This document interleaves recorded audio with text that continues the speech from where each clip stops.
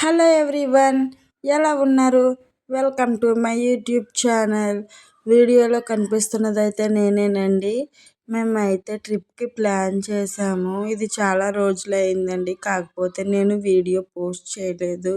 Veg biryani అయితే అమ్మ చేసేసింది. ప్యాకింగ్ అయితే చేయడానికి టైం సరిపోదు కదా ట్రైన్కి అని నేనైతే ఫ్యాన్ వేసి అక్కడేమో పళ్ళెంలో చల్లారబెట్టి మళ్ళీ కవర్లోకి అయితే ప్యాకింగ్ చేస్తున్నాను.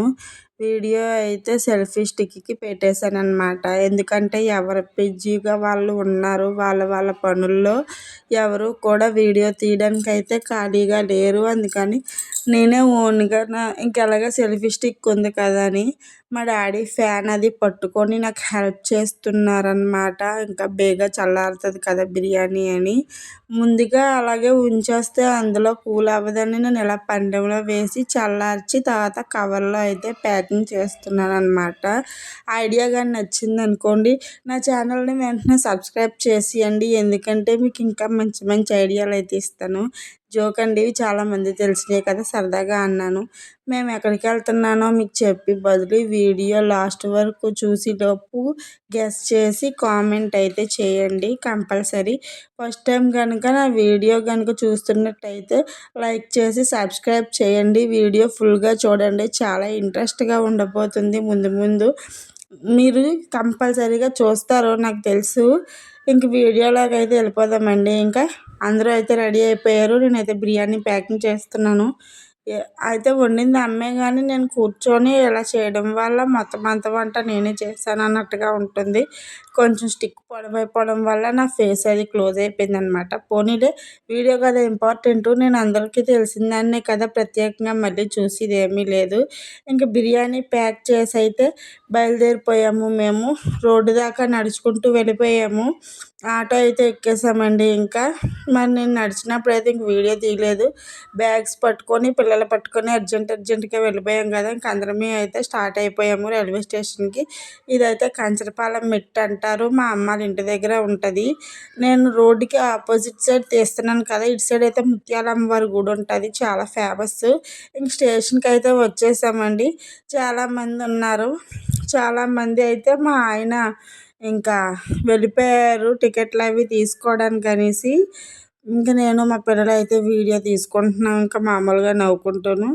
ఇంక మధ్యాహ్నం అయిపోయింది కదా, ఇంక ట్రైన్ వచ్చి టైం అయిందని చెప్పేసి ప్లాట్ఫామ్ మీద కూర్చొని ఇంకా లంచ్ అయితే చేసేస్తున్నాము. ఇందాక బిర్యానీ ప్యాకింగ్ చేశాను కదా, ఆ బిర్యానీ అమ్మేమో కొత్తిమీర పచ్చడి చేసిందనమాట. కొత్తిమీర పచ్చడి అది కలిపి మేము తినేసాము. వీడియో అయితే మా హస్బెండ్ని తీయమన్నాను. ఇంకా ట్రైన్ అయితే వచ్చేసింది. వేరే ప్లాట్ఫామ్ మీదకి వెళ్ళాలి కదా, మళ్ళీ బ్యాగులు పిల్లల్ని పట్టుకొని ఇంక రెడీ అయిపోయాము.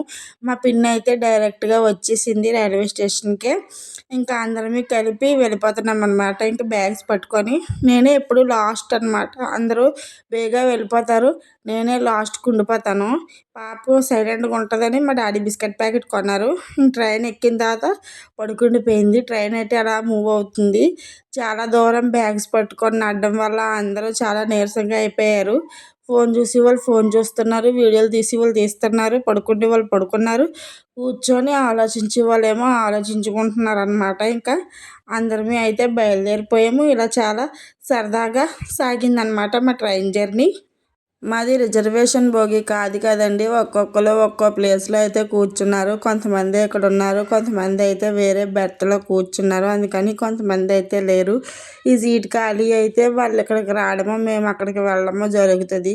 ఇదిగోండి చివరిని కూర్చున్నారు కదా, వాళ్ళు లెగమంటే అయితే వాళ్ళు లెగలేదండి. అందుకని ఇంక అడ్జస్ట్ అయిపోయాము. ఇలాగే కొంతసేపు పోయాక మా చిన్న పాప అయితే లేచిందండి, దిల్పసంద్ ఇస్తే తింటుంది అనమాట. అప్పటికే ఈవినింగ్ అయిపోయింది అనమాట, 6:30 అలాగే. ఇంకా చిన్నపిల్ల కదా, అయితే అప్పుడే నైట్ కూడా అయిపోయింది.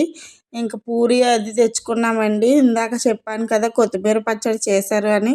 ఇంకా కొత్తిమీర పచ్చడి పూరి కూడా వేసుకొని మేమైతే ట్రైన్లోనే తినేసామండి, ఎవరికి ఎన్ని కావాలో అన్నీని. ఇంకా మేమైతే భువనేశ్వర్ స్టేషన్లో దిగాము.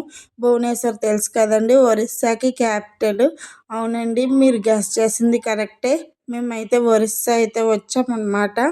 భువనేశ్వర్‌లోనే దిగామండి. అందరం కూర్చున్నాము. మా ఆయన ఎటు సైడ్ వెళ్ళాలి ప్లాట్‌ఫామ్ అదిని ఊర్లోకి అని అడగడానికని వెళ్ళారు. ఎందుకంటే కొత్త కదా! తెలియలేని ప్లేస్‌లో అయితే ముందుగా అందరిని అడిగి వెళ్ళాలి కదా అని కొంచెం వెళ్ళారు.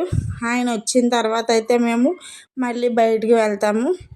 అయితే సిక్స్త్ నెంబర్ ప్లాట్‌ఫామ్ మీద నుంచి వెళ్ళాలన్నారండి. ఇంక మళ్ళీ బ్యాగులు పట్టుకొని పిల్లలు పట్టుకొని అయితే బయలుదేరిపోయామండి. స్టెప్స్ ఎక్కుకుంటూ వెళ్తున్నామన్నమాట ఇంకా.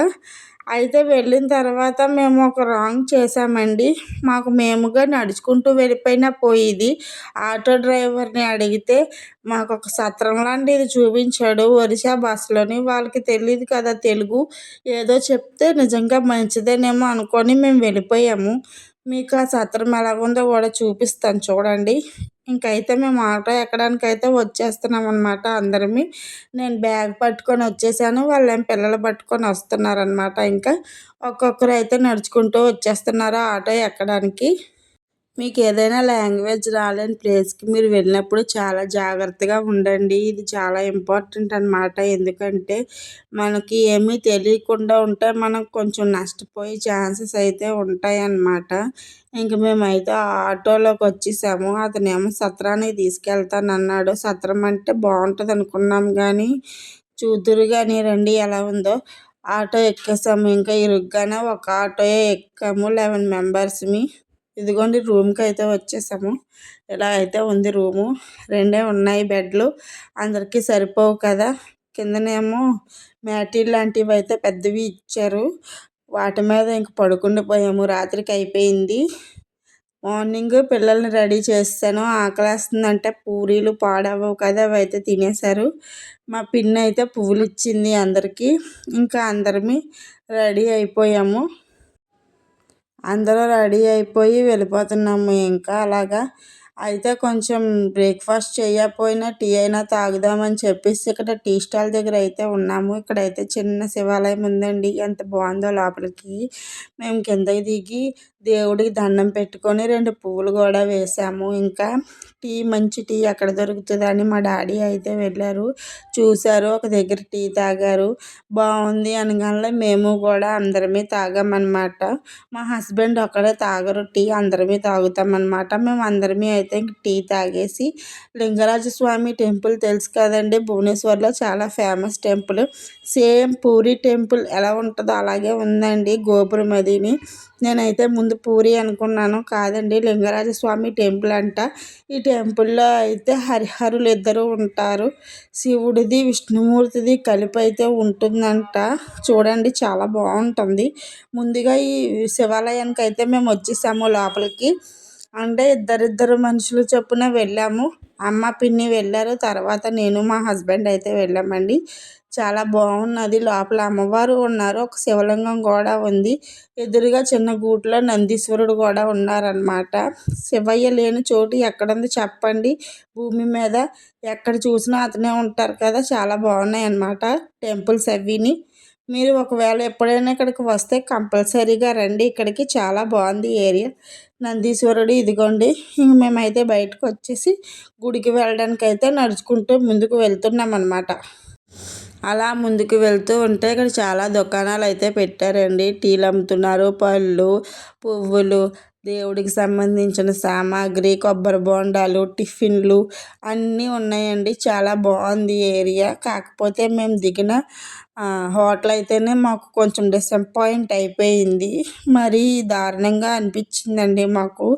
నైట్ మేము దోమల పొలాలు వెలిగించుకొని పడుకుండిపోయాము. ఇంక ఫ్యాన్ కూడా వేసుకోలేదు. అంత కూల్గా ఉందన్నమాట. ఇంకా అది పురాతనమైన బిల్డింగ్లా ఉందన్నమాట.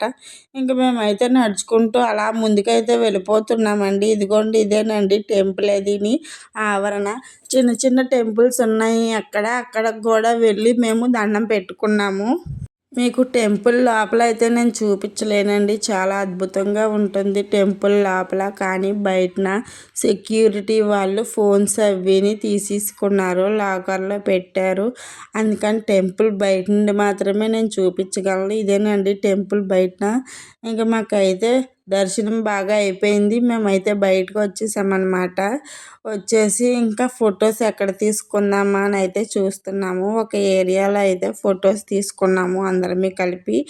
ఇంకా మరి మేము వేరే దగ్గరికి వెళ్ళడానికైతే బస్ స్టాండ్కి అయితే వచ్చేసాము. అడిగి ఇంకా టిఫిన్ అది చేయలేదు కదా, రూమ్కి వెళ్ళి బ్యాగ్స్ పట్టుకొని బస్ స్టాండ్కి అవి వచ్చేసాము. వచ్చేసి టిఫిన్ అది చేసేసి బస్సు ఎక్కడానికి అయితే రెడీగా ఉన్నాము.